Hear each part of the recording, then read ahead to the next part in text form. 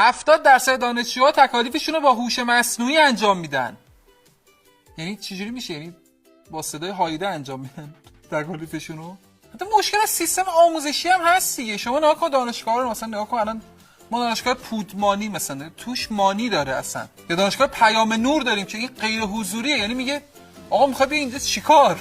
که اصلا خبری نیست اینجا میخواد بیا اینجا چیکار، برو بشین مدرک ما برات میفرستم. دانشگاه آزاد داریم، برخلاف چیزی که میگن دانشگاه آزاد فضاش به شدت رقابتیه، ولی رقابت سر چیز دیگه ایه.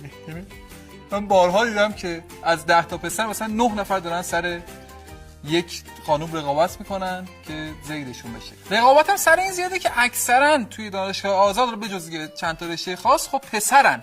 و دانشگاه دولتی، تو دانشگاه دولتی واقعا دارن خوب عمل میکنن توی درس خوندن، ولی خواهشی که دارم اینه که خب یه مقدار به ظاهرتون هم حالا برسید بد نیست. یعنی قرار نیست یه کامل جوانی جمعیت رو بسپارید به بچهای دانشگاه آزاد. شما به هر حال باید یه کارایی بکنید.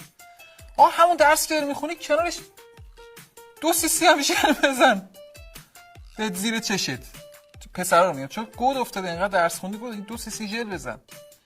مثلا در ظاهر ساده، آقا این پیرهن چارخونه‌ای که میپوشی آقا ولش کن، جواب نمیده. تلاش تو کردی نشد، اون کوله ایسوزی که میندازی اونو ننداز. یه روز اون کوله لپتاپ رو ننداز. فکر نکن اگه یه وری انداختی الان دیگه تمومه، دیگه ما بردیم. نه اینجوری نیست. اون ترکیب کوله